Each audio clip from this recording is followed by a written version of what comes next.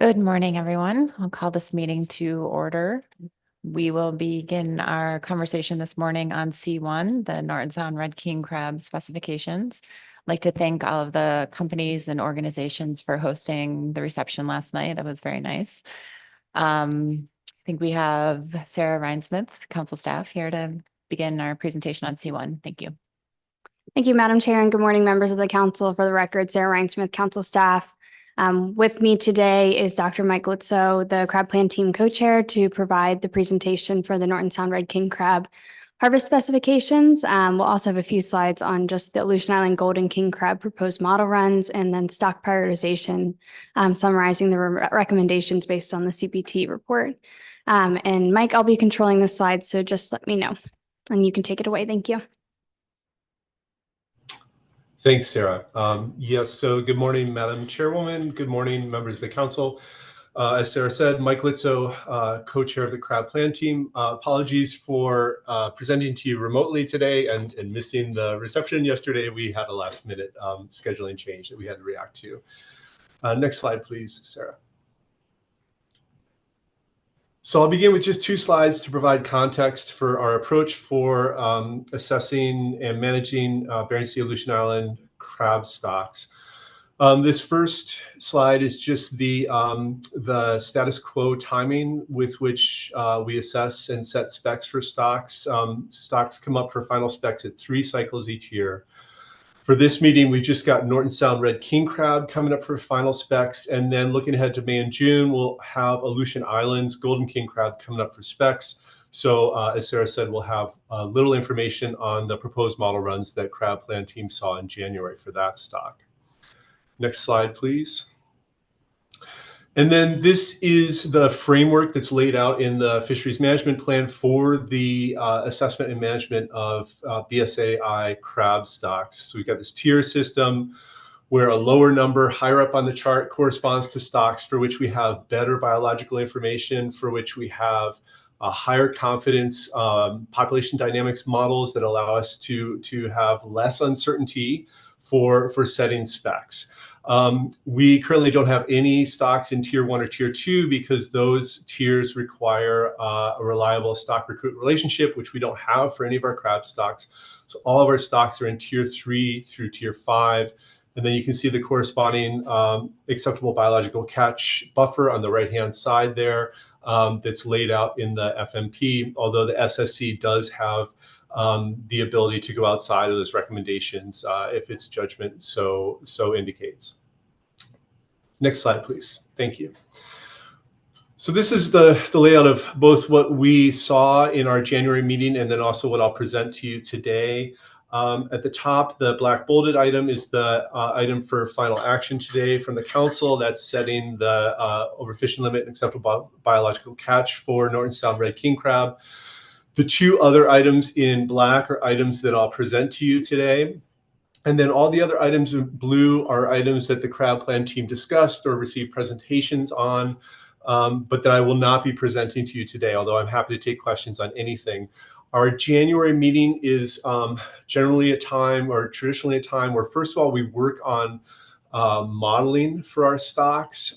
There's been a push across all of the crab assessments to get into a uniform modeling framework, this general model for assessing crustacean stocks framework. So we spent time working on that in January, and January is also a time when we receive a lot of, or a number of updates on ongoing research that are pertinent to management of crab stocks. The one thing I'll mention in the blue is we did receive a presentation from the Unobserved Fishing Mortality Working Group, and the SSC and the council will see that presentation in the June cycle. Okay, next slide, please. So for Norton Sound Red King crab, next slide, please. I'll begin with just this one slide on the background of the modeling approach that's taken for assessing this stock. First of all, it's a tier 4 stock. That's because we don't have a lot of stock-specific life history information available for Norton Sound. So we borrow information from other red king crab stocks when we're constructing an assessment model for this stock. Currently, Mature male biomass is above the BMSY proxy for this stock, so that puts the stock in status 4A. The model is a male-only assessment, as is the case with all of our crab stocks. It's a size-structured model. There's 7 size bins in the model. The main data time series that the model is fit to are the NMFS bottom trawl survey and the ADF&G trawl survey in Norton Sound. This model is a little unusual in that it fits separately to old shell and new shell crab in the population.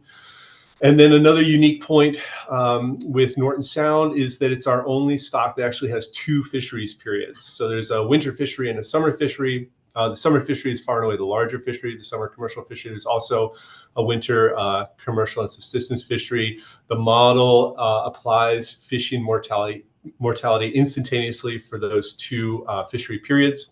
And then just at the bottom there, a note that we've made good progress, and the assessment author has made good progress in moving this model into GMAX. We're all looking forward to that in terms of achieving uniformity in our modeling approach.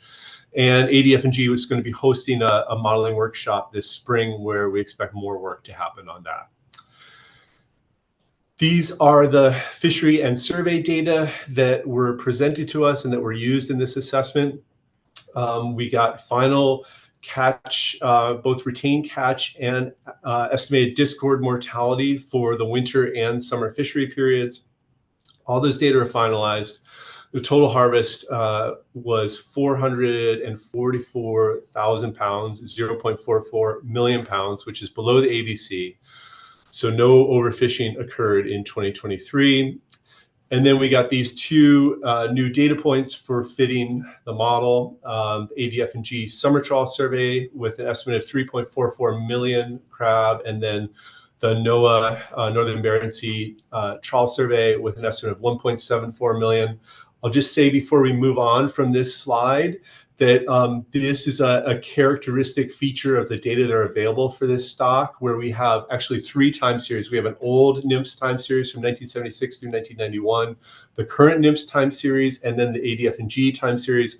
So there's a lot of spatial and temporal discontinuity in coverage for this stock, and work on a model-based estimate to achieve uniformity with the survey data we have available is something that's underway for this stock. And then the one other thing I'll note for you is that Norton Sound is the only crab stock that's currently using data from the NMFS Northern Bering Sea survey in the assessment. And so plan team had conversation about the fact that that survey will not be available for 2024. And there is an ADF&G survey plan for 2024 if a vessel can be found for that charter. And so the assessment author is confident that that would give him the information he needed for the next assessment. Next slide, please. So plan team considered 2 models for final specs. The first model is 21.0. As it says there, that was the accepted model from 2021, fit to the new data.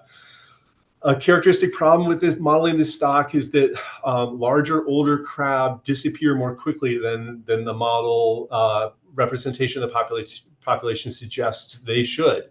And so the assessment author has investigated a number of approaches for dealing with this problem. In 21.0, what he does is he uses an assumed natural mortality of 0.18 for all the size classes except the largest size class. And then the model estimates mortality for that largest size class. And then he also presented us with model 23.0, where instead of a priori natural mortality, there's an estimated single value of natural mortality across all size classes. The plan team, after considering the pluses and minuses of these 2 models, recommended 21.0. And the motivation there was, first of all, that it fits the data slightly better than 23.0.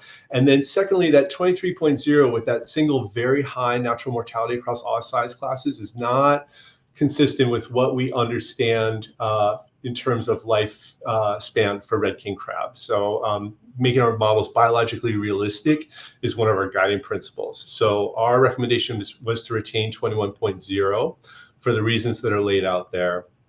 And then after making that recommendation for the model to use, plan team considered the recommendation for acceptable biological catch.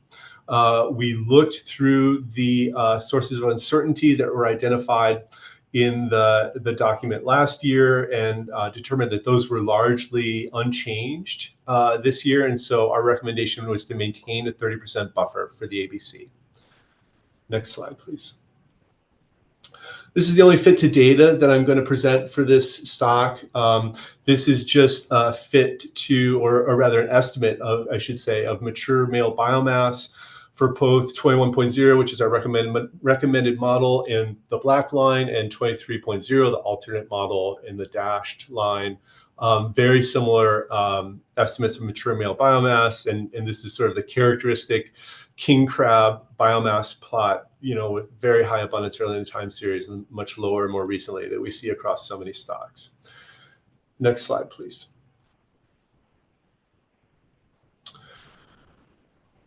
So this is the plan team recommendation for final specs.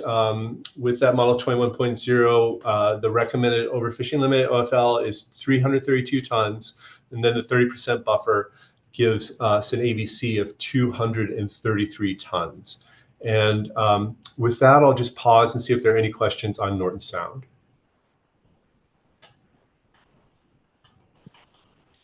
I'm not seeing any, Dr. Litso. Thank you. Okay, thank you. So just 2 slides in the remainder of the presentation. The first slide is on the proposed model runs that were presented to us by the lead for the Aleutian Island golden king crab assessment. There's been a transition to a new assessment author, Tyler Jackson, who's with NPFMC in Kodiak. And he has spent a lot of time and presented to us in some detail over his attempts to reconstruct the data that go into this assessment using currently available databases at NPFMC.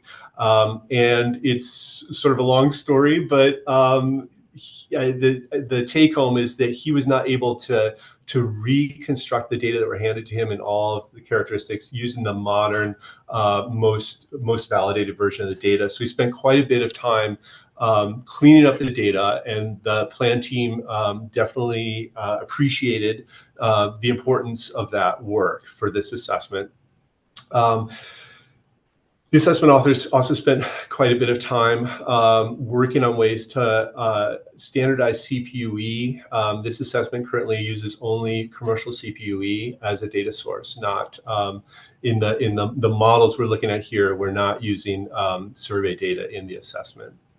So in terms of the models that were presented to us, we've got the base model with the data updated, that's 23.0.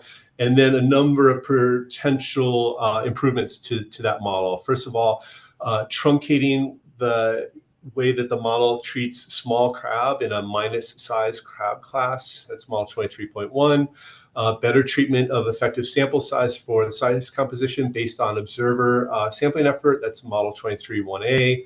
And then using 2 selectivity periods for the pre-rationalized fishery that recognize the regulatory change to escape mesh in the pre-rationalized fishery, that's model 23.1b. And then finally, there is a cooperative industry survey in the Eastern Aleutians, and model 23.2 incorporates those data.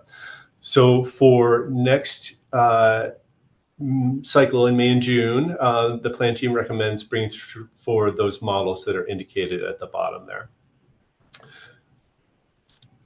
Just got one slide that I'm going to bring to you for the balance of the report, and that has to do with stock prioritization and then proposed changes to council timing.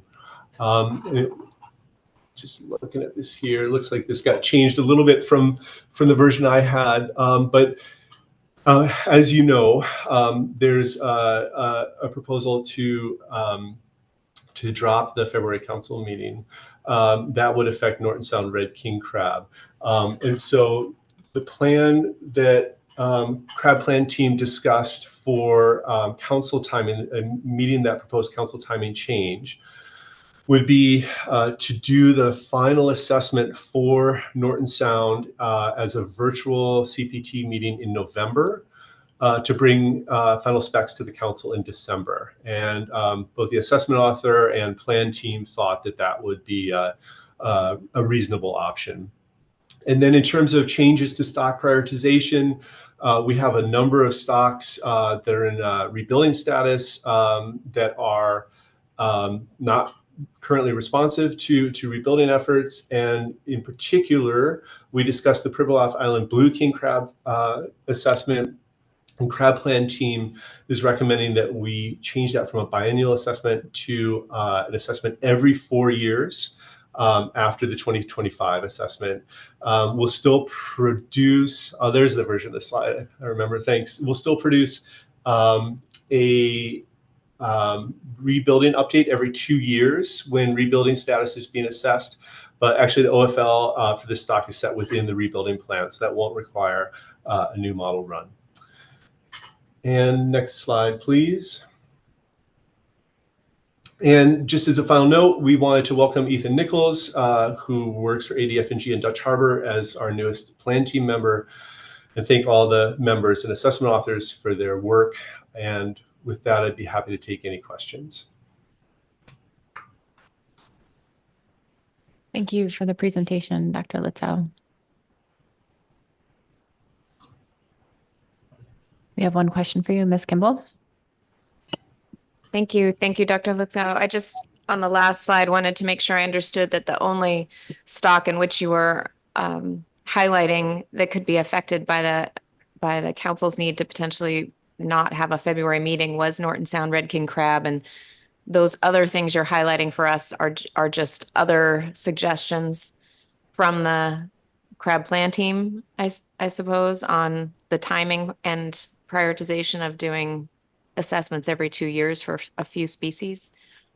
I'm trying to delineate which are affected by that decision to not have a February meeting and which aren't. Okay. Yeah, thank you for the question, and through the chair. Yeah, apologies if that wasn't clear. So the only stock that would be affected by the change in council timing is Norton Sound Red King Crab. And we would move that from the February meeting for final specs to the December meeting. And then council staff also asked us to consider potential changes to prioritization, and that's what affected the Pribilof Island blue king crab prioritization, but that won't be affected by changes in the council cycle.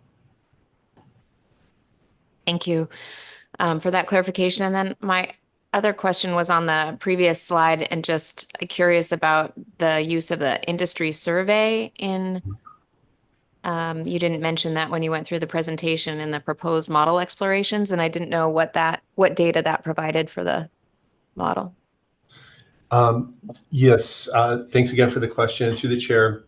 So that model is, or that data source, I should say, is a cooperative industry ADF&G survey for the Eastern Aleutians, and the assessment author has a model in development that incorporates that data stream into the Eastern Aleutian assessment, and that is one of the models that the author is going to bring forward for the May plan team meeting for setting final specs. Thank you.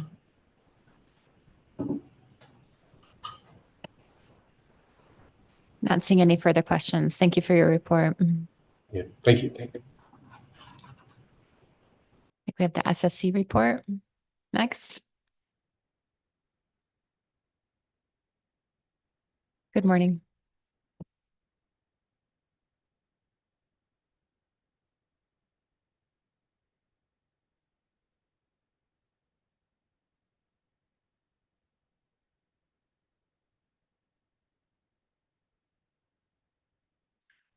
Good morning to the chair and members of the council. My name is Sherry Dressel. I am co-chair of the SSC, here to give the draft SSC report on C1 Bering Sea and Aleutian Islands crab.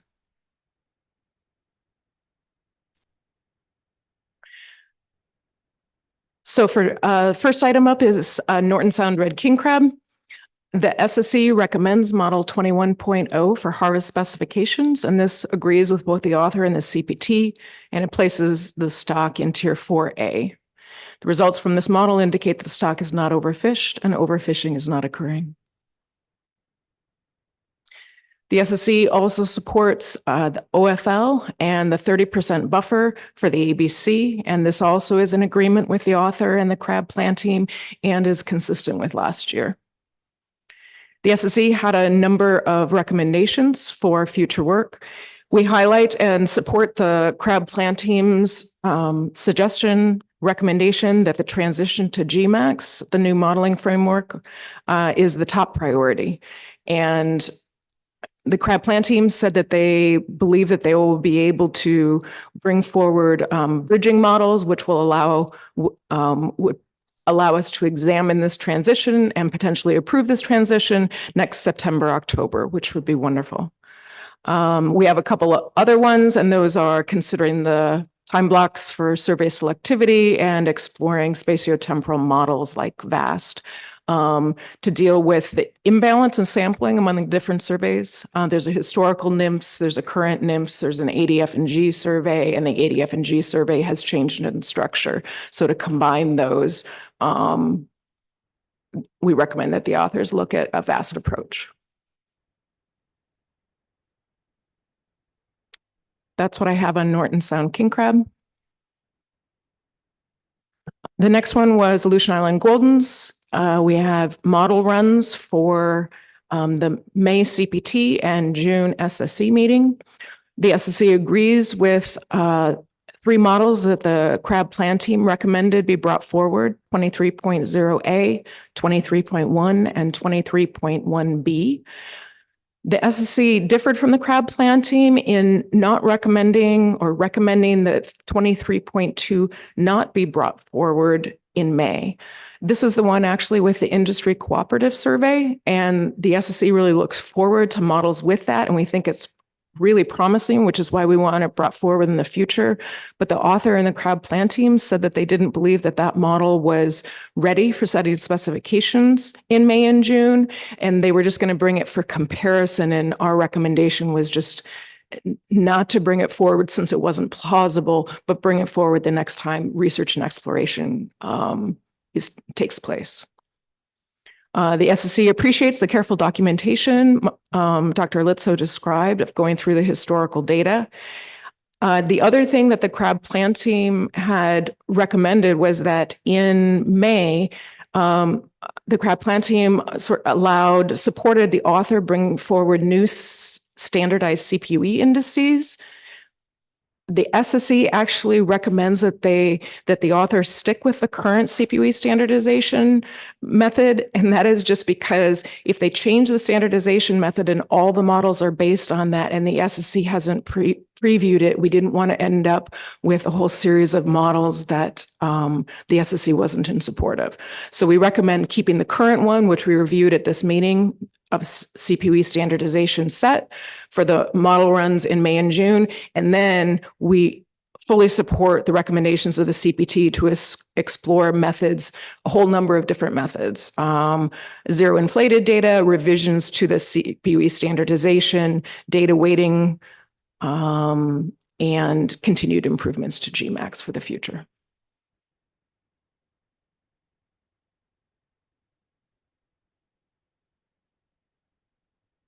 Yes, Ms. Kimball. Thank you. Thank you, Dr. Dressel. I guess I just had a question on what that looks like then coming back to the SSC. Does it show that comparison between using the current CPUE standardization methods and revisions, as opposed to just what you said, putting everything in the final models and then not having an opportunity to do anything different? What is the SSC's recommendation for how that comes forward? Through the chair, Ms. Kimball, how it comes forward in May, June, or how it comes forward in the future? In the future. Through the chair, Ms. Kimball, yes. The comparisons, I can't remember if it was at this meeting, but the CPUE standardization is usually brought forward like in the model development stage with comparisons so that you can see how they differ, what happened, and then you can select one that you're comfortable with and base the models on that in the future as well.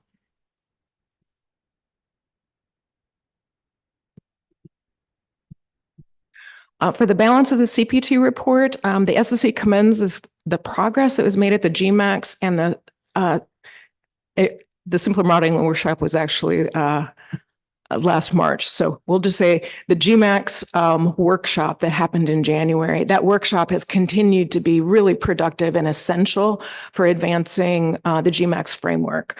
This year, the focus was on Aleutian Island golden king crab, and because of nuances with that fishery, not having, say, in an independent survey, the modeling structure actually had to have new options, and they worked through that at this meeting. So it's been really a valuable thing, and we commend the work that was done. The SSC, so talking about stock prioritization, sorry, not stock prioritization, council timing. This is, the next bullet is in reference to that.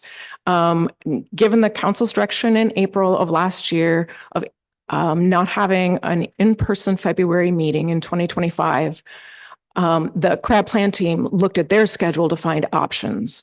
And so, like Dr. Litso mentioned, Norton Sound red king crab is the one with final specifications in February. And so they looked for options for that. And the other thing they looked at is we get model runs for Aleutian Island golden in February as well. And so they looked at addressing those both. And their recommendation was to move Aleutian Island golden model runs to September, October, because that'll allow them an in-person meeting to work through model runs.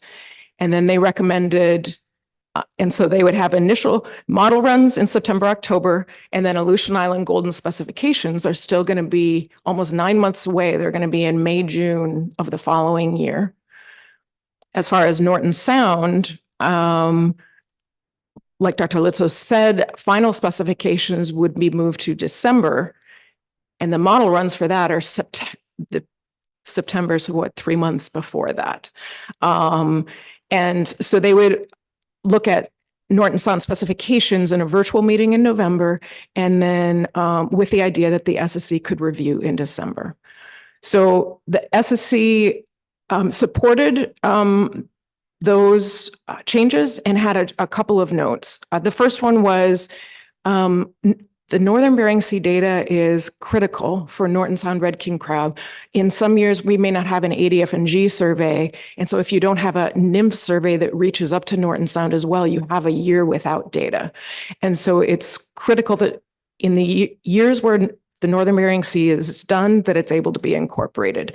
And recognizing that the final model runs are moving from February to December, we recognize that shortens the time frame over which those final model runs can be done. So we had some concerns about that, but we supported, since the plan team thought that this was possible. So we just wanted to highlight that that will be important to examine, make sure that that works as we go along.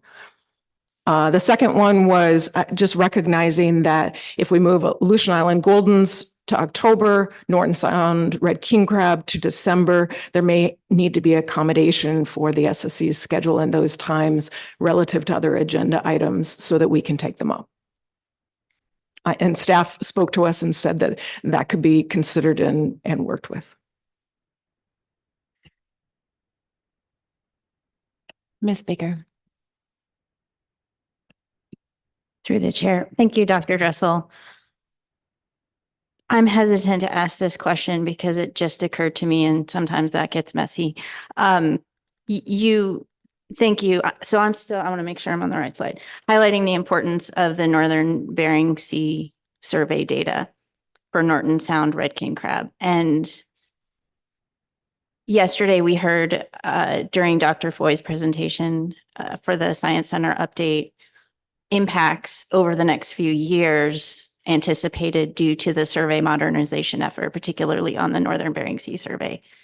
I don't know if that was discussed at all at the crab plan team meeting. I didn't have a chance to track that, or you may not know right off to be able to answer right now, but I just wonder if that sort of uncertainty related to the impacts of survey modernization for very good reasons was factored into this discussion, or could be going forward, if we should keep that in mind, or is that, or should I just be quiet?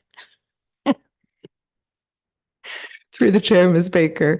No, right on target. We received, Dr. Foy gave the SSC just a brief overview of what he was going to present to you. So I didn't hear what he presented to you.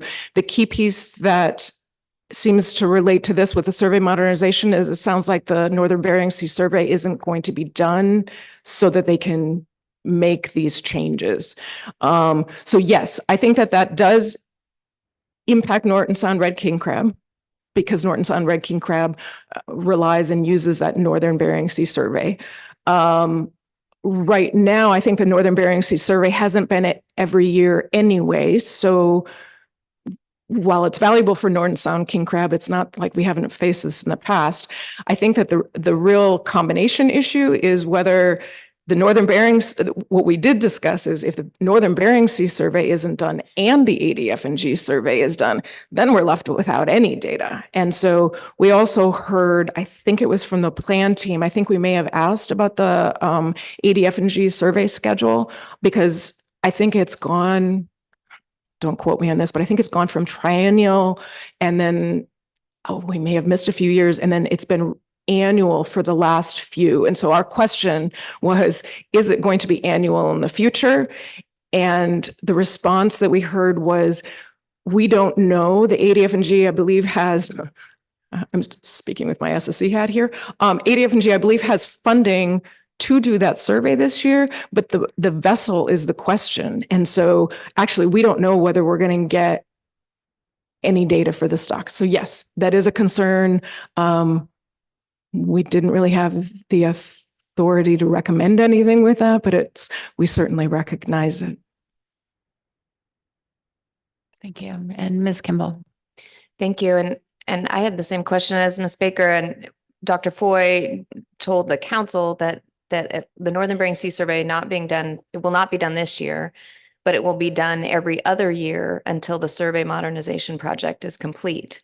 And he mentioned to us that that was likely a 5-year endeavor. So that's what I was taking away. And I don't know if there was any certainty about the ADF&G survey this year. I was listening, but I missed that. Is that still the vessel dependent funding, but vessel dependent? Okay.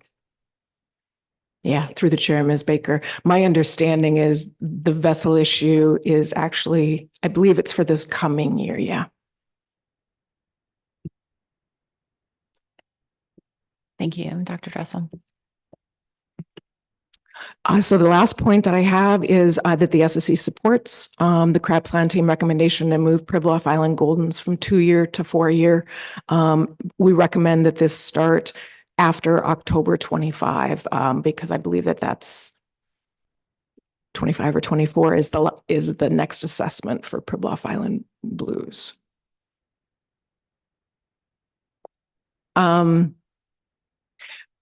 The other thing that I just wanted to say was at our October meeting, the SSC had a number of general comments for the crab plan team. And the crab plan team responded to us at this meeting, and we really appreciate their thoroughness and responsiveness of going through that. We support their recommendation to explore VAST at the next modeling workshop. And in addition to using VAST to model survey data, independent survey data, we also suggest consideration of using that for CPUE standardization, fishery dependent data, size composition data. So it's almost, the VAST is sort of a smoother over survey data. And once you do that, you also put the other data into your model. And so the question really is how to balance your data sets. And so we recommended exploring those. We also look forward to the draft risk tables for the October stocks, whichever ones they're able to complete.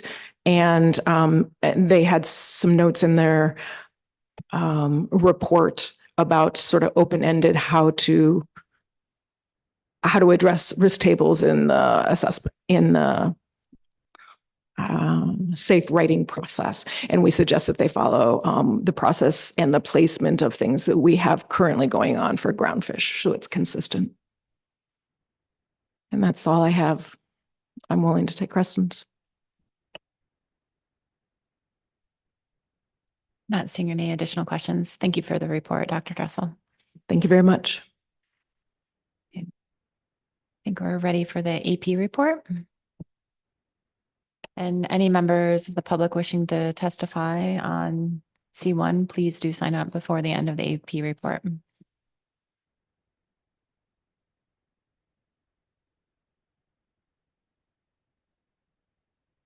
Good morning, Council. For the record, Paul Wilkins, as Advisory Panel Vice Chair. Wait for Sarah to bring the motion up. So the AP did take action on this item. Under agenda item C1, Norton Sound Red King Crab. The motion reads as follows. The AP recommends the Council adopt the 2024 Norton Sound Red King Crab OFL and ABC as recommended by the SSC. And that motion passed 21-0. Thank you. Any questions on the AP report? Thank you, Mr. Wilkins. Thank you.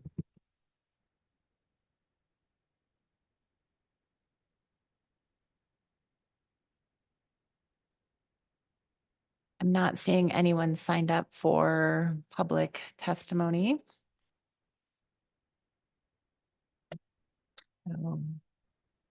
Ask if the council would like to take action. Ms. Baker. Thank you, Madam Chair. I have a motion that's been sent to staff. I believe received.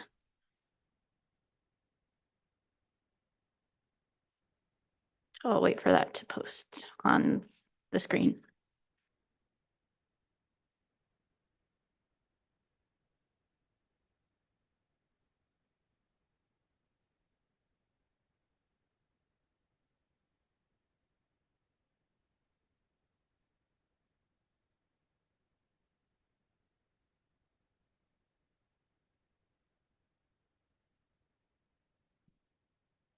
And the motion reads, the council accepts the Norton Sound Red King Crab Safe Report and adopts the OFL of 0.332 thousand metric tons or 0.733 million pounds and an ABC of 0.233 thousand metric tons or 0.513 million pounds as recommended by the SSC.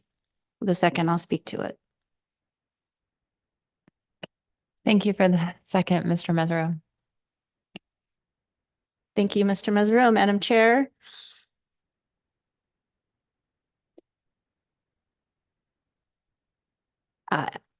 So the council's action for this agenda item is to recommend final harvest specifications, and I'm suggesting we do that as recommended by the SSC and based on the best available science. I'll note that the OFL I'm recommending is a total catch OFL and includes estimated discard mortality, similar to other Bering Sea and Aleutian Islands crab stocks. And the SSC has recommended a total catch OFL for the stock since 2021. I'll note that total catch of Norton Sound Red King crab in 2023 was below the OFL, so overfishing did not occur and the stock is not overfished. Appreciate the stock assessment author and SSC's work on this, as well as the crab plan team as always. And simply to close out, Madam Chair, to reiterate, I'm proposing the council's support for moving the Norton Sound Red King crab assessment into the GMAX modeling framework for purposes of this process. Happy to take any questions. Thank you. Any questions for Ms. Baker?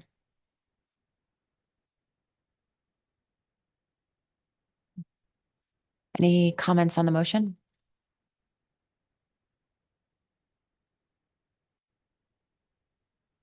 Thank you, Ms. Baker.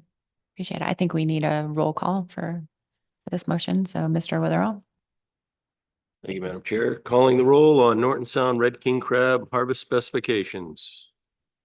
Ms. Baker, Yes. Mr. Down, Mr. Jensen, Yes. Ms. Kimball, Yes. Mr. Kurland, Yes.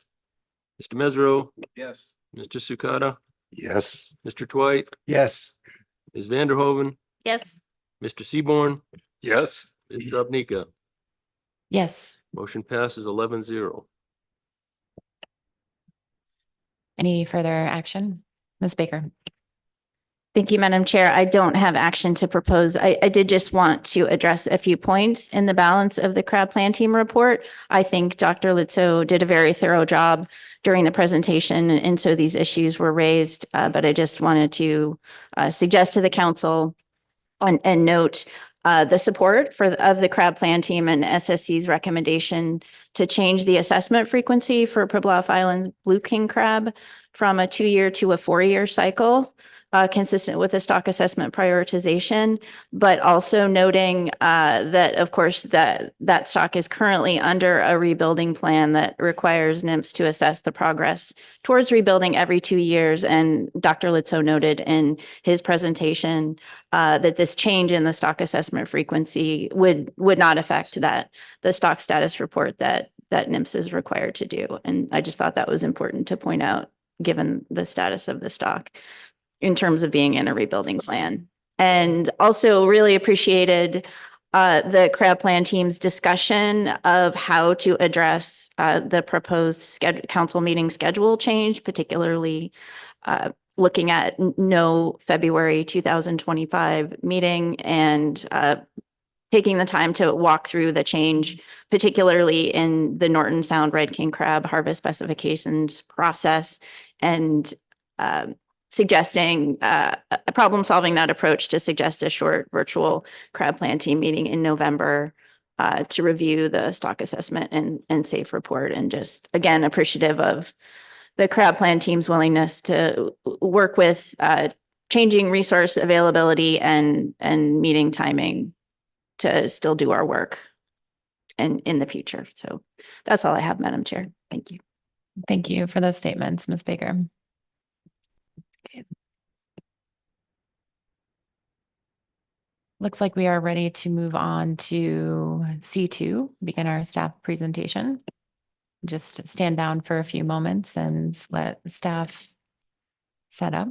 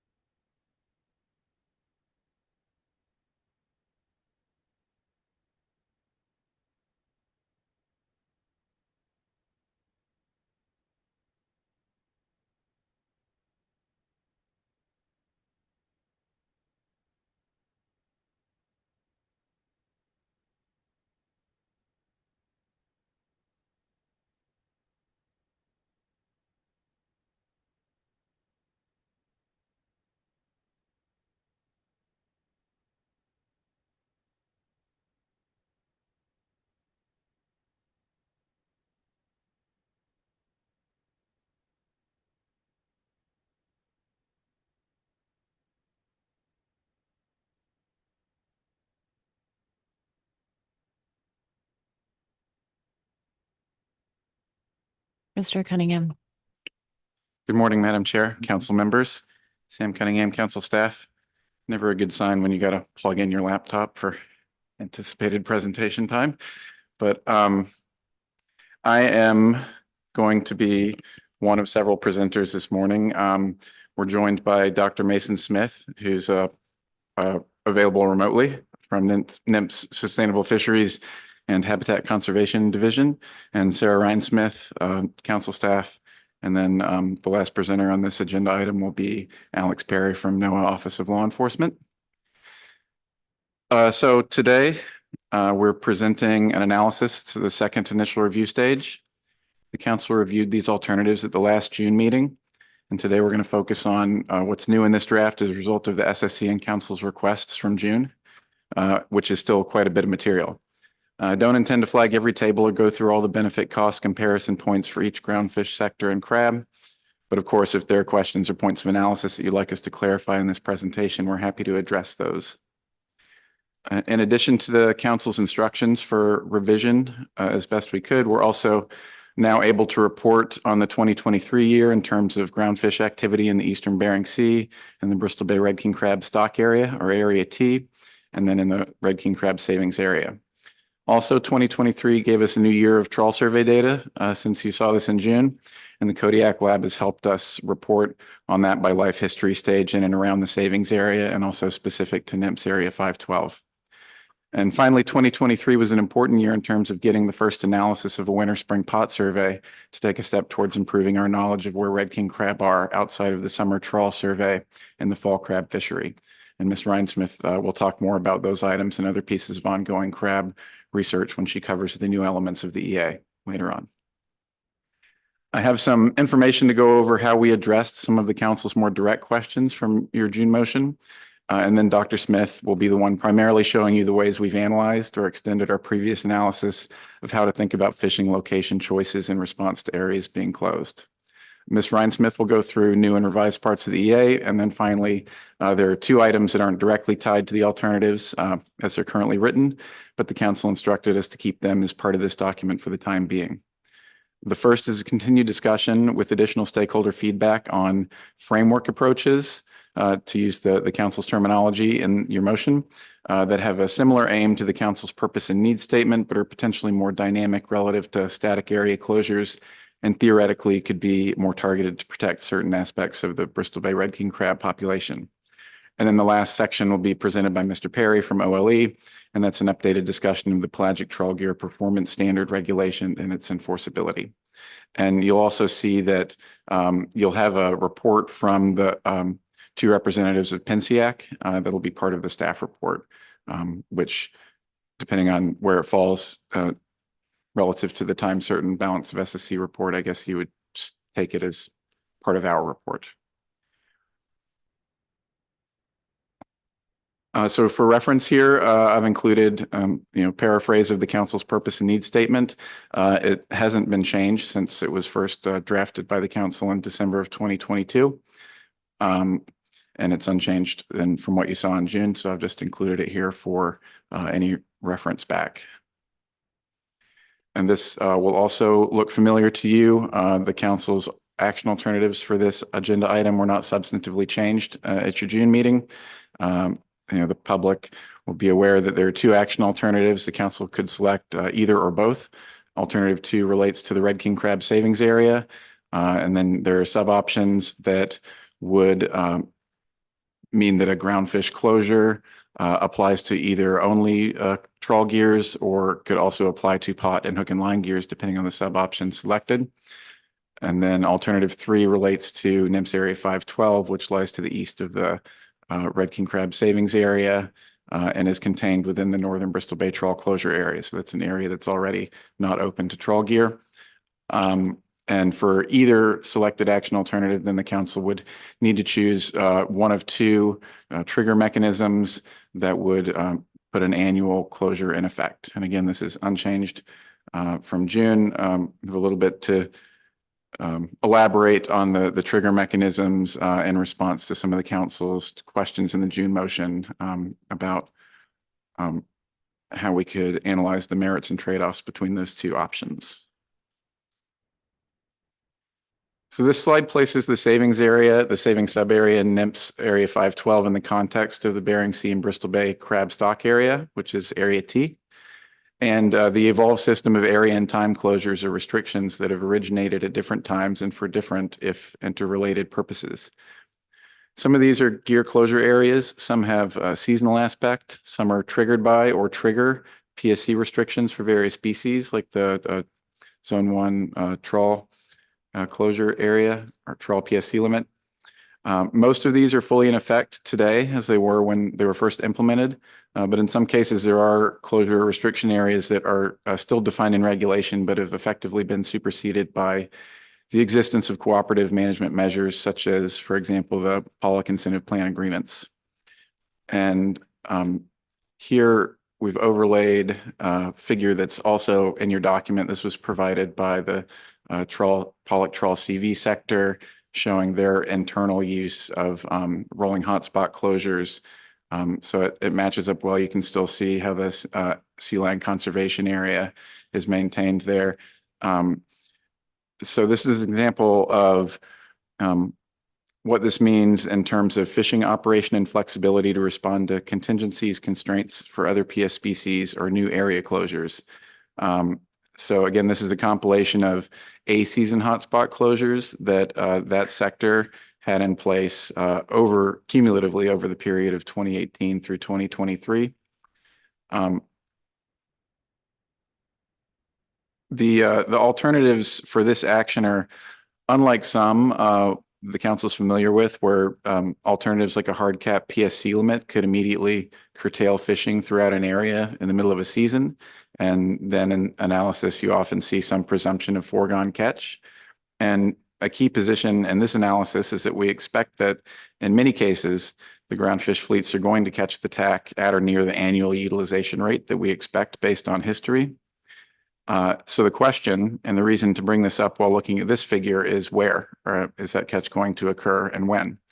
And that gets to some of the net cost and benefit discussion in section 4 of this paper. That's not something that I'm planning to go through in this presentation in bullet form. The nature of that conversation is pretty similar to what we discussed in June.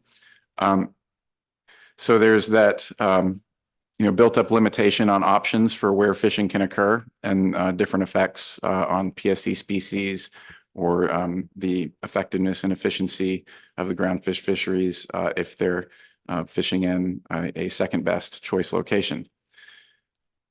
Mr. Cunningham, sorry to interrupt. Looks like we have a question. Ms. Baker. Through the chair, thank you.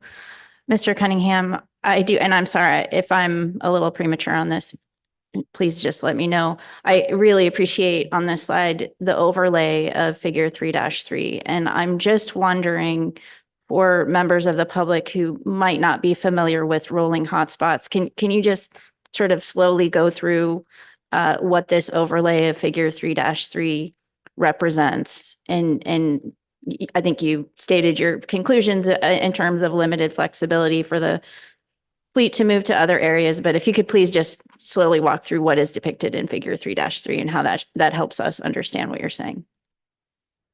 Thank you, Madam Chair and Ms. Baker. Yeah, I'm trying to strike a balance between presentation economy and things we haven't covered, but I appreciate the opportunity to elaborate. The figure itself, again, I want to reiterate, this is a cumulative 2018 through 2023. So if you looked at this on an annual basis, there would be fewer red and yellow boxes. But to be specific, again, this comes from the pelagic pollock trawl CV sector. These are temporary closure areas that the sector imposes on its own fleet based on Chinook salmon PSC rates. So these areas would be closed for a period of time in response to the signal that they're getting through their pollock fishing. That data is handled by a third party, contracted by those cooperatives, and then that information is shared, and that's the response, which is interesting and relevant. I mean, I guess I'll take the opportunity to make a comparison to crab. Is that the pelagic trawl gear, as we'll get into in a lot of aspects, is not meant to be retentive of crab. So, whereas here this fleet has a signal on whether there's salmon present where they're fishing for pollock, that's not necessarily as easily applied to crab. But that's not really the primary purpose of showing it. The primary purpose is for the reader to look at the yellow box showing the red king crab savings area, understanding things that we show in this document and in Appendix 2 about where the effort typically occurs for that sector, and thinking about what the sector will do if that savings area is not an option for them in certain parts of the year where it has traditionally or recently been important for catching the right pollock at a good rate and also avoiding Chinook salmon rates to the extent practicable. What I also like about this overlaid figure is that it does maintain some of the other restriction areas that go into the choices that pollock skippers are considering. So you'll see the sea lion conservation area there. The details of that are described in section 2 of the document, but, or section 3, I think. But, for example, the pollock fleet is limited on the percentage of its overall pollock catch that can be taken inside or outside of that area. So that's another restriction or another thing that would be going into a skipper's decision about where they are catching pollock, avoiding salmon, and I guess not avoiding crab in a PSC limit sense per se, but if they can't go into the savings area. So probably a little bit more than you asked for there. Through the chair, I think that was very helpful. Thank you, Mr. Cunningham. And Ms. Kimball. Thank you. And on the same slide, Mr. Cunningham, this is just for catcher vessels. This doesn't include catcher processors or their closure areas, and it's just for Chinook. It wouldn't include any more recent chum closures from the past year. Through the chair, Ms. Kimball, that's right. This is Okay. just an example. Thank The paper shows the B season as well, and what the reader could get from that is seeing where the fleet's fishing differently in the B season versus the A season. But yes, this was just an example. There are other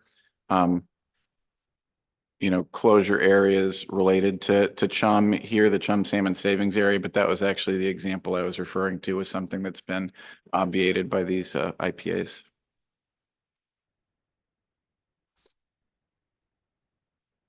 And Mr. Down.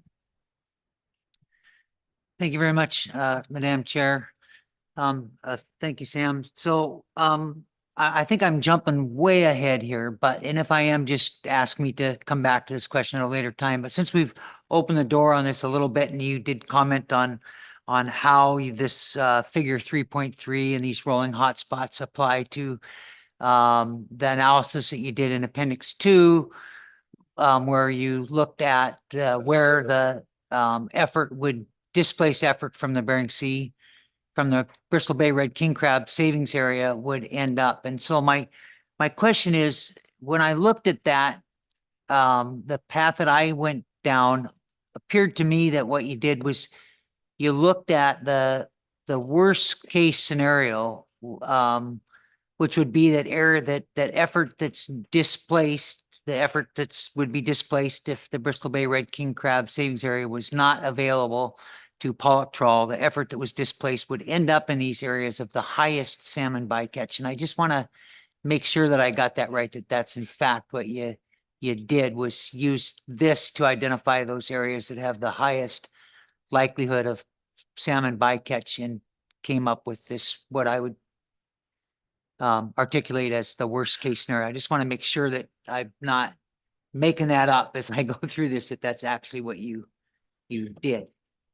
Madam Chair, Mr. Down, that is one thing that we did. So I think big picture, and we will get into this more extensively, so I'll keep this short, but we did two things. One was an extension of what you saw in June, which was looking at shifting effort, artificially, as an exercise, putting that effort in the places where PSC rates were the highest. So that was setting the kind of upper bound worst case scenario. So in that aspect, we've taken a more refined approach to that, but it still is what it is. But we've looked at PSC rates more seasonally and over a longer span of years and then ground truth some of where that puts you with stakeholders and trying to sort of test what the naive approach was telling us as an exercise to understand. But then we paired that with another SSC suggestion, which is do a similar thing, but move effort, fishing effort. So trawl minutes or hooks or pots. And in the words of the SSC, pretend that a vessel operator doesn't care about anything except where groundfish catch rates are highest. Where would that lead them? So take that paired approach and compare it. So I think we have more to say about that. We're open. I know you haven't received the SSC report on this. We're happy to reflect our take, mine and Dr. Smith's, on that conversation and what the feedback was. And I know you'll hear from the SSC chair later. So that's my brief response. It wasn't just what you said. It was more than that. But it was also what you said. Thank you very much. Yes, and Ms. Kimball. Thank you. And Mr. Cunningham, I'm bringing back to a statement you made earlier, which I think is part of the crux of the analysis and the portion that Mr. Downs is referencing is, you said in many cases, what we would expect is displacement as opposed to reduced fishing effort. And I think could you clarify a little more about what you mean by in many cases? Throughout the analysis I saw for pelagic year, it was displacement that we were predicting and then estimating what those impacts would be. So is it just the pot sector under a combination of alternatives where you might see reduced fishing effort, or what else constitutes those many cases? Yes, Madam Chair, Ms. Kimball, you did get ahead of me just a little bit there, but that is the in many cases is the pot sector that we were referring to. And again, because you have the scenario where you could select both alternatives 2 and 3. And again, speaking with stakeholders and looking at the where the effort in that sector has been and trying to understand where that sector would go if both the savings area, which even recently in the ACs in that sector is generally avoided voluntarily, but that's pushed effort east into Area 512. There really isn't much fishing that's occurred east of that and 508, just probably the depth, but also the remoteness from processing, the uniqueness of that sector. In the last 5 years, since they really have gone more east into 512, reliance on tenders, which also relies on a healthy shoreside processing sector who is interested in contracting tenders. So in our, in our assessment and our conversation with stakeholders, that was the sector that stood out in terms of you might not just be looking at operational inefficiencies or product quality impacts or time of fishing, but actually some choice not to fish.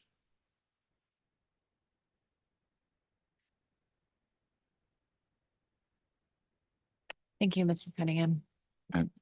Yeah, thank you. I think that helped me elaborate on what was my next point. So I think to say nothing while we're still looking at this slide of the catch and area limitations and PSC species that these ground fish fleets are managing, there are other factors that affect target catch rates, fish quality, and the ability to keep production lines moving on catcher processors. And some of those other factors are external to the alternatives that are being analyzed here, but the document acknowledges them and considers them as context for how these fisheries would be practiced under an additional constraint. Some of those factors include ecosystem factors that affect where fish are distributed, ocean depth are factors that affect fishability, or the ability to deploy mobile gears. And we try to consider that and how we looked at our effort displacement approach, as Dr. Smith will describe. And then important as of late is also considering changes in market demand and access to primary buyer markets for the groundfish species that we're talking about here.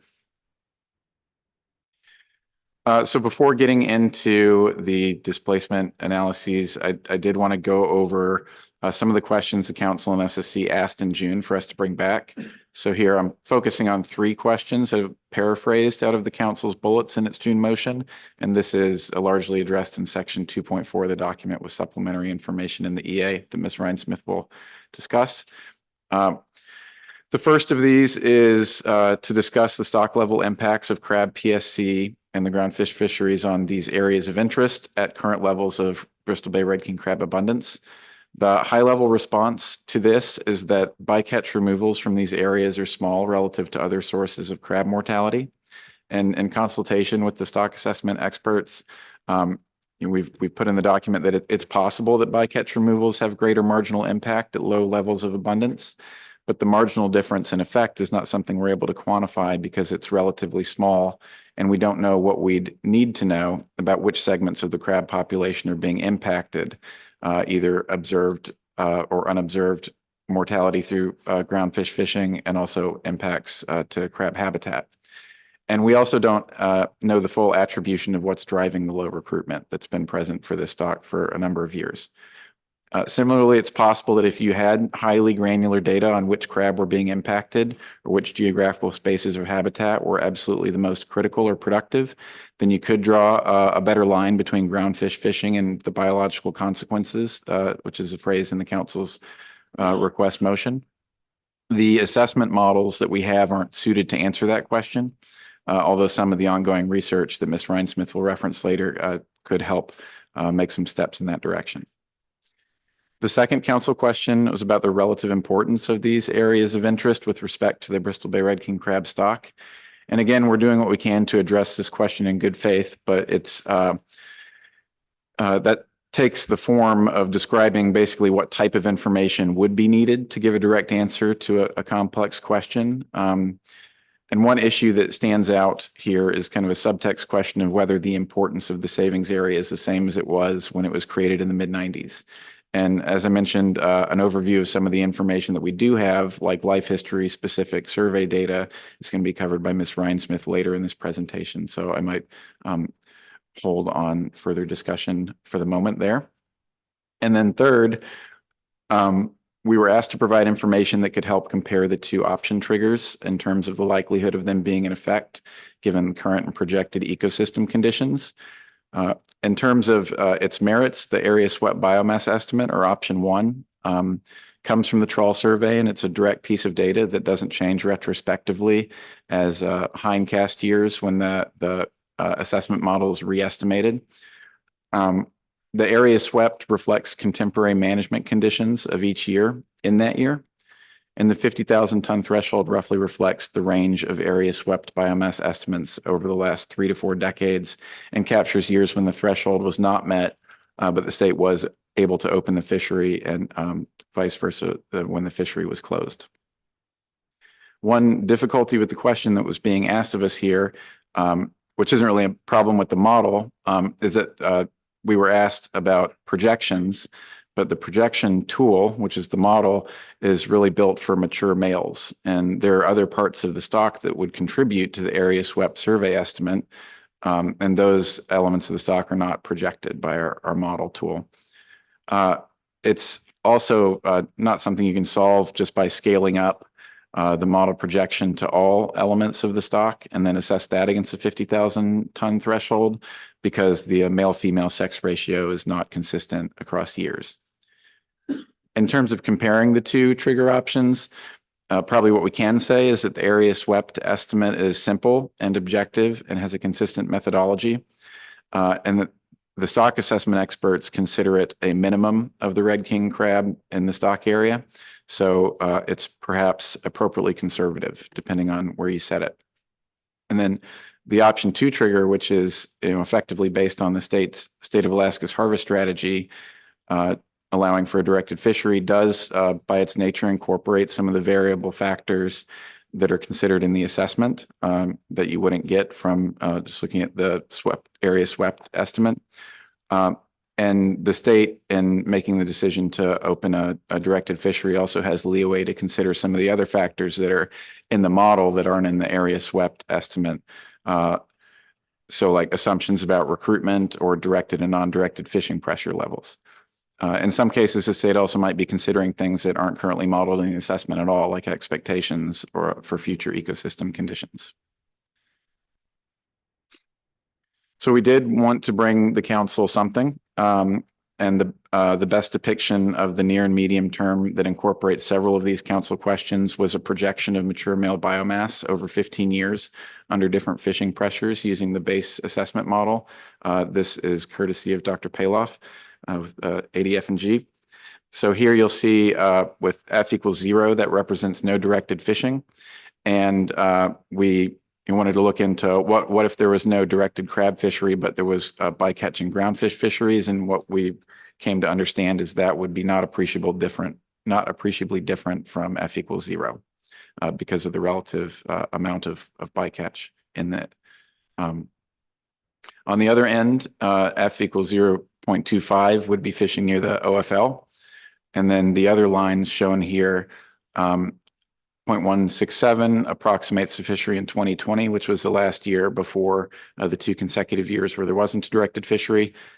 And then 0.083 was selected to show, because it's about the line of demarcation for mature male biomass under the model, staying steady or perhaps increasing if it's run under the recruitment assumptions that describe most of the last decade. So To reiterate some caveats, these MMB projections don't map directly to an area swept number estimate.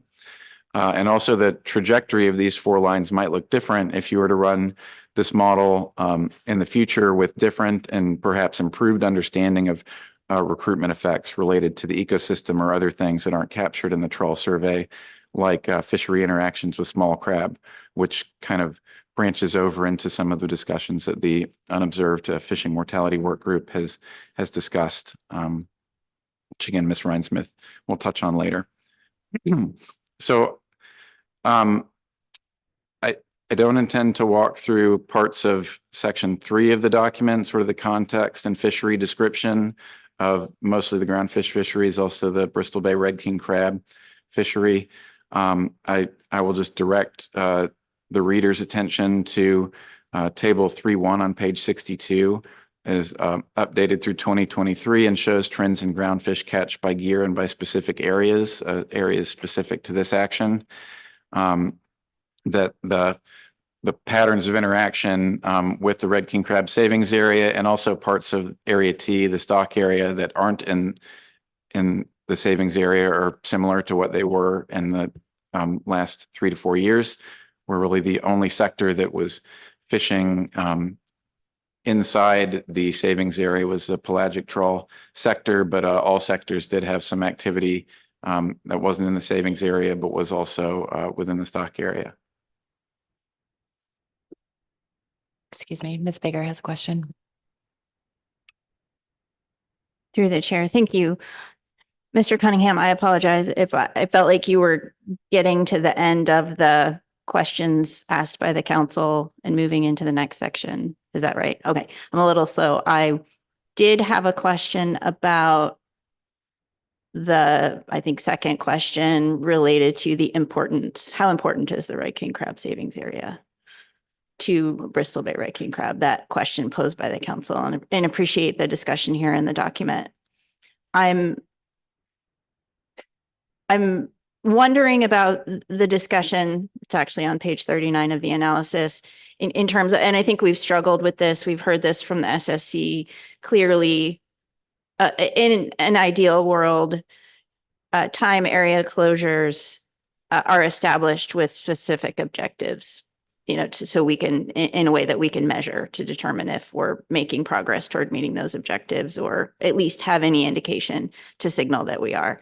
And it seems to me in reading the discussion here on page 39 that there's some staff suggestions that, again, we have limited ability to answer for the council definitively if the Red King crab savings area is how important for Bristol Bay Red King crab, but some suggestions for, you know, analysis of the effect of any future closure might be based on differences in fishing mortality on females, reduced gear seafloor interactions, and other metrics that are more measurable than the broad goals outlined in the purpose and need statement. And I very much appreciate that suggestion from staff, but please correct me if I'm wrong, but I don't think we can measure fishing mortality on females and reduced gear seafloor interactions if we wanted to do that today in the Red King crab savings area. So I guess I'm just asking, do I have that wrong, or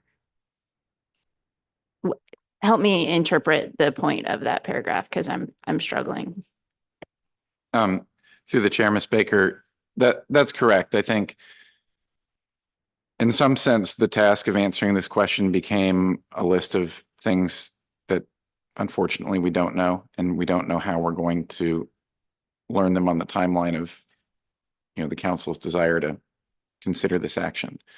So, you know, in a sense that's frustrating and not incredibly productive, but I guess the point was to demonstrate that with the stock authors, we were, rather than saying no response, saying basically this would be the bar to say that we, you know, we are, as a process, the question can be answered based on objective data we can point to. And I guess showing evidence that we're limited in that sense. Thank you, Mr. Cunningham. I appreciate that. And so I think my takeaway then would be, and again, I go back to the SSC recommendation from a while ago now, that ideally, if time area closures are a policy consideration for the council, that really, if we're going into that policy approach, we should establish some kind of measurable objective if we actually want to evaluate our efficacy in doing that. That is the most logical way to do it. Is that correct? Through the chair, Ms. Baker, I would agree with that. And then, how would the objective be measured? I guess it depends on how you're framing something. But if there were time area closures, I think you would be implying that there could actually be fishing within the savings area at certain times in certain areas that weren't closed. So it would be dynamic in that sense. Obviously, the discussion of how that's set up is a different discussion, but I think relevant to your question, you have a measurable objective, but what information are you collecting with which to measure it? So is that, measuring crab that come onto vessels from ground fish gear when they're fishing in the time and areas that aren't closed? And that's where you run into the retentiveness issue with trawl gear. It's not meant to retain crab. Do you rely on out of season surveys? That's something that's new and developing. It's costly, but I think largely people agree very important and productive in its first, early stages.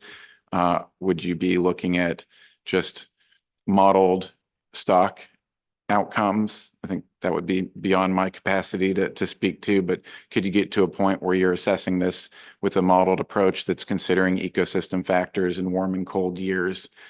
Are you looking at proxy, like what's the amount of crab that are showing up in cod pots or in the crab directed fishery? So that's kind of a laundry list of more than one way to approach that problem, but generally agreeing with what you were offering, which was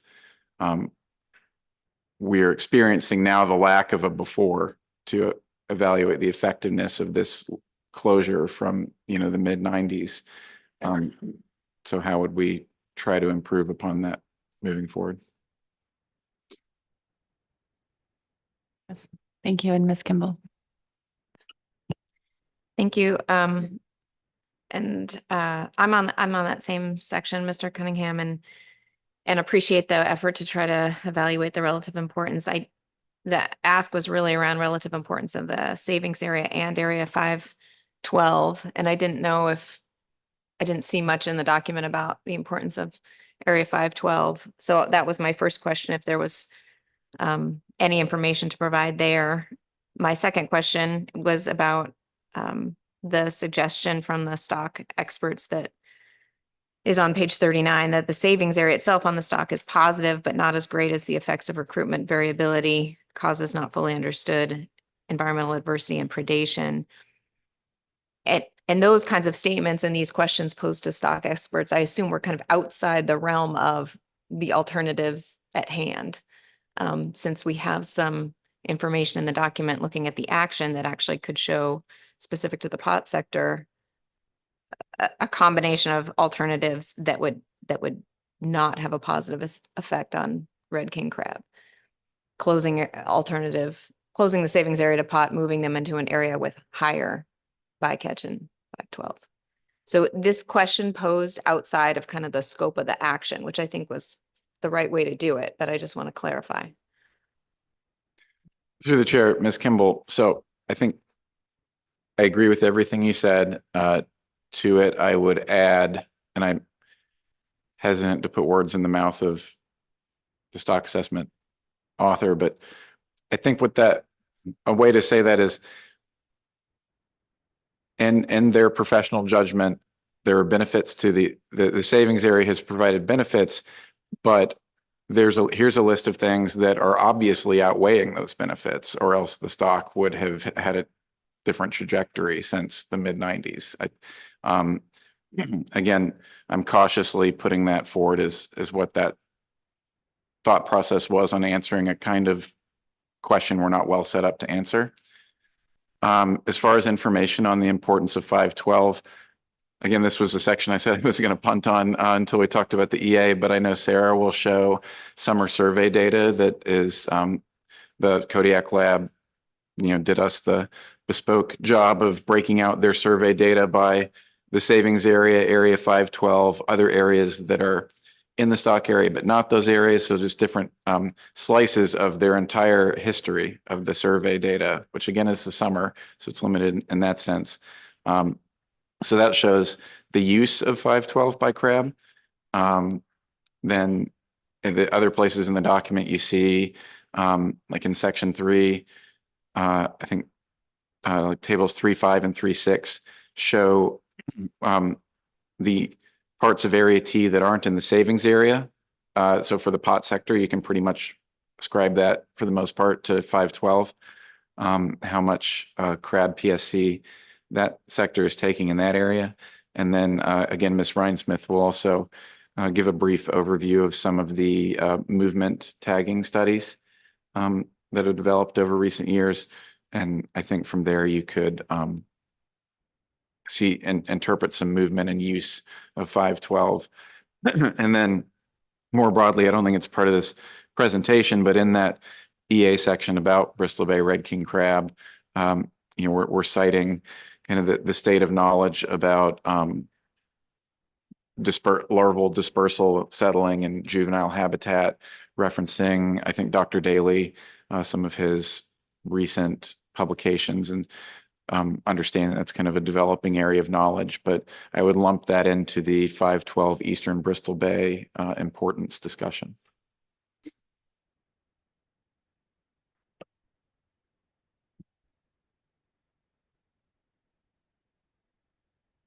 I think through questions, we got to probably things more interesting than any pointing you to tables in section 3.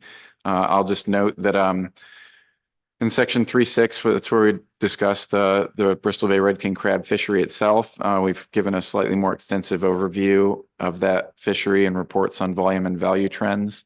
More generally, in the introduction to section 3, our fishery context and background section, we've provided a high-level overview of where groundfish markets have been in recent years across gear types and the nature of the economic challenges they're facing.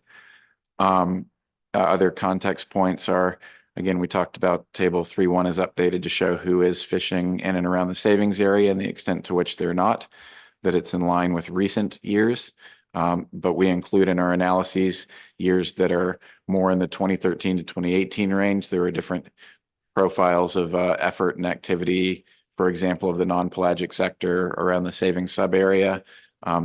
That sector had not been present in that area in recent years due to having a lower zone 1 bycatch limit. So just staying away from anywhere where they thought they might be interacting with crab, or to a greater extent. And, talking about the general context of how, as we worked on our methodology for these analyses, Dr. Smith is going to talk about understanding the things they're balancing and things that are changing management-wise, like reduced halibut PSC limits for the non-pelagic trawl sector. So how, they're balancing low zone 1 crab limits, lower PSC limits, high incentives to avoid both. So I'm happy to answer any questions on that information, but I think it's probably appropriate to move forward. And with Dr. Smith, we'll summarize the 2 methods we used for studying location choice responses to closed areas. As I said, I hope that it's benefited from continued dialogue with fishery participants, not only in terms of what was actually written in the document, but the methodologies that we used to approach it. So underlying this analysis, hopefully we have some subjective intelligence on how groundfish fleets make their decisions and what some of their real world constraints are. So if Dr. Smith is with us, I think he and I are going to walk through this together. Hello, good morning. Mason Smith, NOAA Habitat Conservation Division. Can you hear me okay? Yes, we can. Thank you. Okay, great. Yes, the next few slides describe the PSC estimates in the paper, and Mr. Cunningham gave a great overview of these already. And so I'll just briefly go through the 2 methods, and sort of compare and contrast the similarities and differences. And then as we walk through the estimates, the two different methods will be compared side by side. And so we'll kind of walk through those as we go along. So you may recall in June that the PSC analysis was included as a limited time frame as an appendix, and the council requested that we bring that into the full paper, expand it to a 10-year time frame, and include alternative 3 in the estimates. And so we've done that here with both of these methods. And so this first method is the what we're characterizing as the PSC rate-based approach. And this is the one that you have seen before. This is the carryover from how it was presented and calculated in the June analysis, as well as the December analysis, a carryover from that method as well.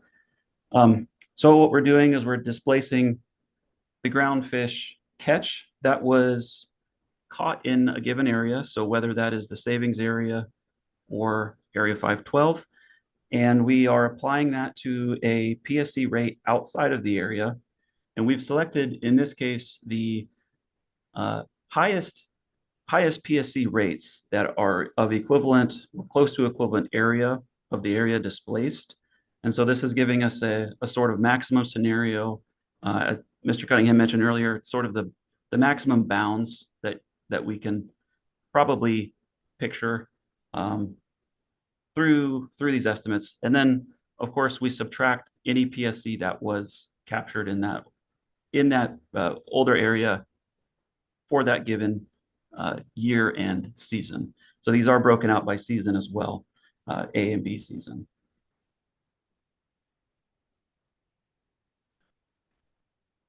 So also in June, the SSC had some good recommendations to develop a richer and better integrated model of effort displacement, and to use those new effort reallocations to estimate key outcome variables such as PSC. And council, you requested to incorporate those as practical. And so we've developed a different method here. And so we've characterized this one as the catch per unit effort method, or the CPUE based approach. And so the methodology is quite similar in that we're not displacing catch in this case. What we're doing is displacing effort. So you can see the equation here is pretty similar, but we're displacing the effort and then applying that to a new PSC catch rate. But instead of PSC per groundfish caught, this is simply the amount of PSC, whether it's a number or metric ton of animal per effort fished. And then again, subtracting any PSC that would have been caught in the displaced area. So the way we selected the locations, we used the catch and area database, which I believe you heard a little bit about yesterday. There's a really nice presentation from Dr. Harrison Rose on the fishing effect model. That's another utilization of the catch and area database, but essentially what it's doing is capturing our catch and effort data from our observer programs and incorporating the VMS tracks to distribute that catch and effort along the VMS tracks that we have available. So in this case, we used only observed trips because we were most interested in rates. And what we did was we calculated the average targeted groundfish catch per unit effort for any given fleet. So the example on the screen here is for pelagic trawl. So this groundfish would be essentially primarily pollock. And this is done by tons of groundfish per effort of the fleet. So for trawl purposes, the effort is going to be in minutes trawled. And for hook and line and pot gear, those effort units will be in number of hooks or number of pots. So on the top left, you can see an example of the A season for pelagic trawl. The scale shows the general range of catch per unit effort, scale going from blue to yellow. So those greenish yellow areas you can see kind of highlighting there within the A season across that time period from 2013 to 2022. These are the areas that kind of pop out as your highest catch per unit effort areas. And we also weighted it by the amount of area fished. And that's what you see in the bottom left is the area fished. So obviously, if the entire, what we did was we scaled it back to the state statistical area that we have a lot of PSC estimates from. And so if the full statistical area was fished, that's why you see those boxes as yellow. That would be the full area. Whereas you can see in the lower scales, if it was only say a few, perhaps a few pixels from the catching area database that occurred in that area, that's where those statistical areas would be weighted lower in the final estimates. And so those kind of came together into the figure you see on the right. The black boxes would be the areas that we selected would be generally as an estimate of where the fleet may go if displaced from an area. If I can just add to that, the reason for doing that, and this was a result or part of our discussions with participants in the fishery, is that we know there's a lot that this approach doesn't get. You know, it's intentionally naive in some ways, but what we didn't want to do was end up, unintentionally showing a world where you displace all this effort from a newly closed area and put it in a statistical area that doesn't have a lot of fishable ground. So if there's a stat area that just has a little bit of, say, in this case, pelagic trawl history over a period of 10 years, there's probably a reason for that, whether the depth isn't right or it's, some sort of canyon or something like that. So we didn't want to, that was one trap at least we could avoid by waiting. And so that's the purpose of that on the bottom left. Yes, thank you for clarifying that. So in terms of effort displaced, so this is the method in which we displaced effort. You can see from the catching area database, the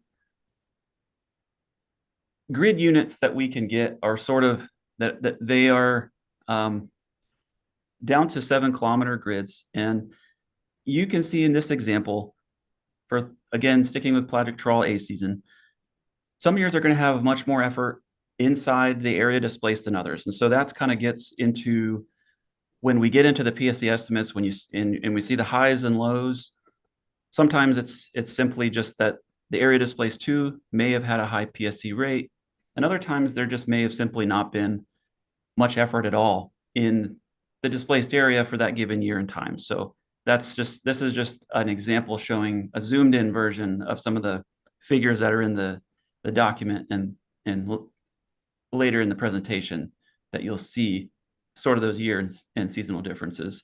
The other thing that this slide shows is the similarities between catcher processors and catcher vessels. And this is something that, especially when looking at the displaced areas themselves, and near those areas, when going through the fleets, we found it appropriate to combine for the calculations. So that's just something to know as well, is all of these estimates are combining.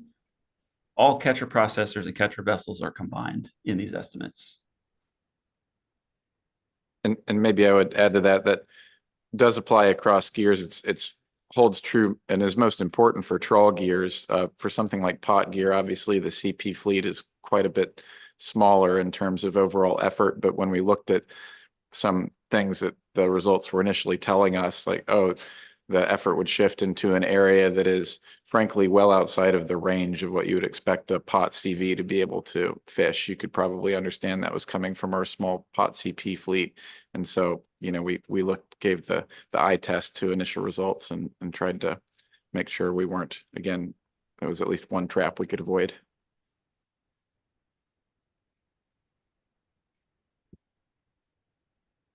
Okay, so here's a zoomed out version of again, pelagic trawl to start with this gear.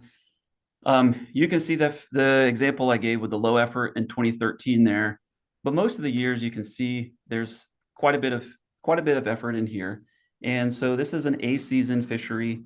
And so this is only A season is shown here, but we do break these down into A and B season to show the different efforts through the years. And then also, of course, the B season fisheries have different levels of PSC when comparing things like Chinook versus non-Chinook salmon in the paper. But for A season here, this is something that you can see, and we know that this is an area that the fleets increase its reliance on this area in part due to Chinook salmon avoidance. And you can see that here in the effort. So this just shows, again, the efforts that you would see displaced into those equations. So as far as estimates, I mentioned that the pelagic trawl fleet relies on this area for Chinook salmon avoidance. And so you can see that in both approaches here, what we do see in our estimates is that the displacement from the savings area during the A season, both of these approaches estimated increases in Chinook salmon PSC peaking around 16,000 fish in the rate-based approach, which is in all the figures you'll see is going to be at least in the not the pot gear, because that has the addition of alternative 3. The figures look a little bit different, but in these figures, the top graphic here is for the PSC, and again, that's sort of what we considered the worst case scenario, maximal PSC areas when the catch is displaced, and on the bottom is the effort displacement method. And so both of these approaches do show increases for Chinook salmon. Also in the document, you can see the difference in figures 311 and 312. We also did estimate non-Chinook salmon and Pacific herring, and both of those groups were estimated to increase in those scenarios as well. For pot gear, this is primarily now a B season fishery, and you can see that the fleets historically fished in both areas, in the savings area and 512 over the years. We do see little to no effort in the savings area in the past few years, which we know is due in part to voluntary avoidance by the fleet for avoiding red king crab PSE voluntarily. But we also have a limitation in this data in that the rate of unobserved trips is quite high. So through the time series, around 40% of the hauls in our time series were unobserved. And so again, going back to that, where we're getting the data from in the catching areas database, we may be able to see cases where the fleet may be in an area. We can see that through the VMS, but if there were no observers on board, we don't have the effort in terms of number of pots. And so there are some times when that occurred. So that's just one limitation to know with the pot gear, that the unobserved rates are quite high. And so in terms of estimates, for red king crab PSE, we did see an interesting trend here that in the top, so for these pot gear alternatives, the top row is alternative 2, and left side is the PSC rate, right side is the CPUE based approach. And in both cases, we do see quite similar trends in that the displacement from the savings area in some of these years is increasing the PSC. And when you go into the figures and look at where that's coming from, that's often coming from the fleet getting displayed, moving into Area 512. And that's based on, again, how these locations are chosen. In these years, that happened to be 512 happened to be where the highest PSE rate was in both approaches. And that's where you see those increases. In the middle graphic, alternative 3, this is the displacement from Area 512. We see some decreases, and in the combination of the two, if displaced from both areas, these figures more or less mirror the effect of displacement from Area 512.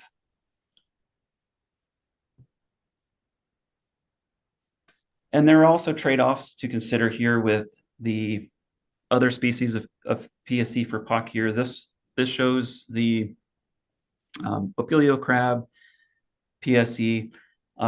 We do report bear eye crab as well. That one was a lot more variable, whereas Opilio seemed to be more consistent through time. You can see that essentially across all the different alternatives, both approaches were similar in terms of the direction of these leading to estimated increases. In a lot of these cases, not all of them, but in many cases, the PSC rate does show quite higher estimates. And so you can see that here, just based on the y-axis here, you can see the difference in magnitude. But the trends in direction were similar across both of these methods for Opilio crab. Okay, for non-pelagic trawl, this was We have a this is question, getting- Mason. Oh, sure. Sorry, Dr. Smith, we have a question from Ms. Kimball. Thank you. Before you moved on to the next gear type, I just wanted to, I heard the caution in the analysis based on the number of unobserved trips, but I missed how you treated those unobserved trips in the pot fleet. Through the chair, thank you for that question. Yes, so because we used catch per unit effort to estimate where the fleet may go based on the assumption that those high catch rates would attract fishing, the lack of pot numbers for those unobserved trips essentially meant that those data points were missing. And so unfortunately, as far as calculating the catch per unit effort for those years, there was not really we did not have any ways to accommodate for that because the data was missing. And so the catch and area database does have some methodology for estimating unobserved effort for trawl, in that it can use VMS points and vessel speeds and has a few algorithms to make those estimates about where fishing may be occurring based on vessels, things like vessel speed. But unfortunately for pot gear, that is not the case. And so it's unfortunately just missing data at that point. Follow up, Madam Chair. So they were just removed from the data set and then you proceeded with the same approach. That is correct. Only the observed data was used to calculate those catch per unit efforts. Thank you. And one more while we're on this slide. Thank you, Madam Chair. Then on your slide 17, where I'm back on red king crab and following along with the figures, we would see negative impacts on red king crab under alternative 2. And we would only see any positive potential benefit under alternative 3 or the combination of both alternatives. Am I reading those right? Through the chair, that is a correct interpretation. Okay, thanks. Thank you. And Mr. Sakata. Yes, thank you. And through the chair, thank you for your presentation. My understanding was that the PSC rate approach was the higher bound, more conservative method utilized. Am I missing something there, or is that how that was characterized? Through the chair. Oh, go ahead, Mason. Oh, you go ahead, Sam. That's I was just through the chair, Mr. Sakata. That is how it was characterized. I think there are instances where, and Dr. Smith can correct me or elaborate on this, but now we're looking at annual data. And so, you know, the PSC, so this areas to which effort was displaced in the methodology was based on the 10-year period to kind of select the boxes. But now when we're looking for results, we're using annual data. So you could be getting an outlier year in terms of high PSC rates or low PSC rates. And if we're comparing, across the left-hand column to the right-hand column here, you might encounter a year where, whether it was due to lack of observed effort or just circumstances we're not controlling for, PSC rates might have been lower in one year. And similarly, CPUEs relative to the savings area might have been higher or lower. This was sort of an SSC discussion that, you may hear about in your report, but, what is the effect if you're displacing from the savings area 512 into a higher versus lower CPUE? So that's a bit of a tangent that I feel the SSC report might circle back around on, but generally, overall, we think the PSC rate approach is more maximum impact, upper bound impact. But if you're looking at annual results, it might deviate from that in the micro. Dr. Smith, you may correct me if you wish.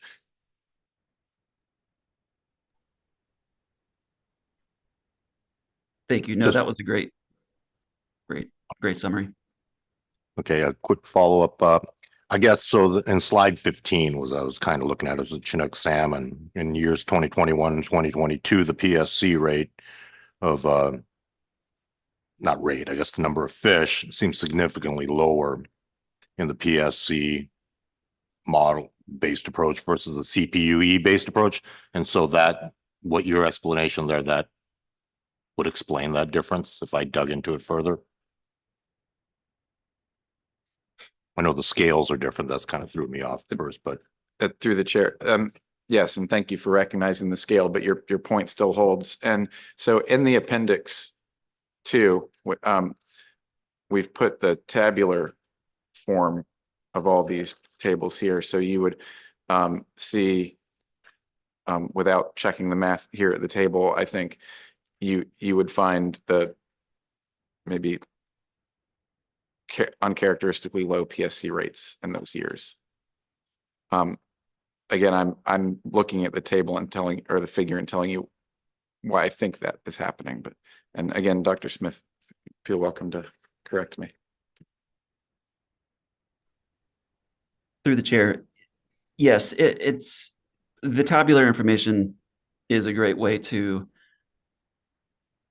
look at why those differences would be, as well as the figures just following the tabular information, because the difference between the two rates, with the PSC rate simply choosing the highest PSC rates, yes, it's certainly the case that it may be a year that had much higher PSC or much lower PSC than others, and we know that this could be due to a variety of factors, including the PSC avoidance plans, but also, and then with the effort, those new locations displaced too were not based on PSC. It was more on the targeted ground fish, and so that in that case, it's really just a chance of whether or not the areas where they landed that would have hypothetically had a higher catch rate of, say, pollock, it's really a chance at that point of whether or not those locations were a high PSC. So for example, this example, Chinook PSC area or not. And so we do know that also there's been increased reliance on the savings area in recent years. So that's another part of the effort approach, and that you might see the differences there is that it's the amount of effort that's being displaced as well, because they may be simply utilizing it more in that given year. And so you just have a higher number of minutes that are displaced versus landing in a high PSC area.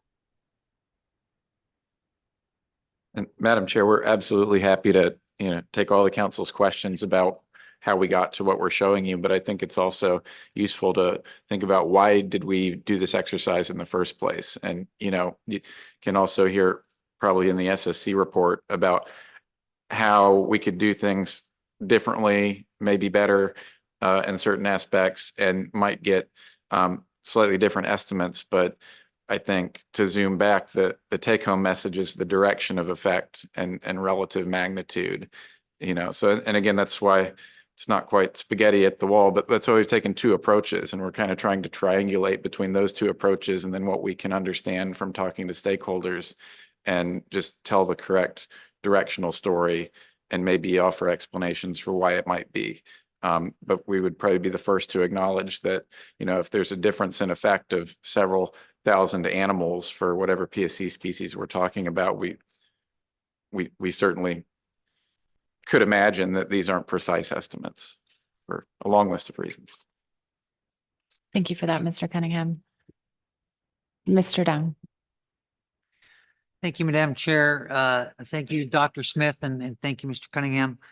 My question is, what you're presenting here today on the effort in the trawl fishery is the A season effort for pelagic trawl. And then when we looked at the pot fishery, we're looking at A and B season, which seems to give us a little better picture. But I'm just curious if I'm missing something, or why didn't you present the A and the B season both here in the pelagic trawl? And why is there a difference there in the way those two fisheries are being presented as far as the effort in the A and the B season?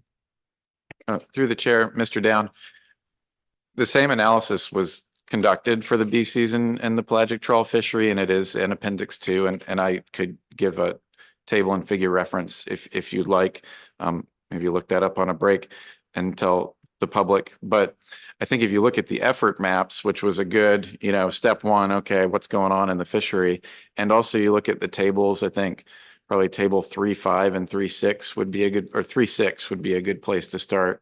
And that's going to show, or 3.2, that shows where the catch occurred by season relative to the savings area and other parts of Area T. And basically what that shows you is that the pelagic trawl sector isn't in that area much in the B season. The annual fishing pattern kind of sweeps up the shelf.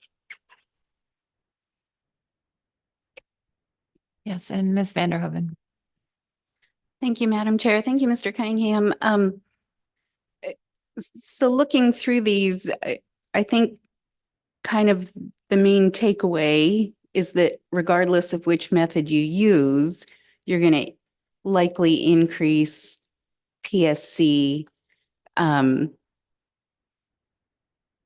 basically across species, whether the question is Chinook or chum or halibut, or I think all of them showed an increase for the most part. Is that the basic takeaway, that regardless of the method, you get pretty much the same result?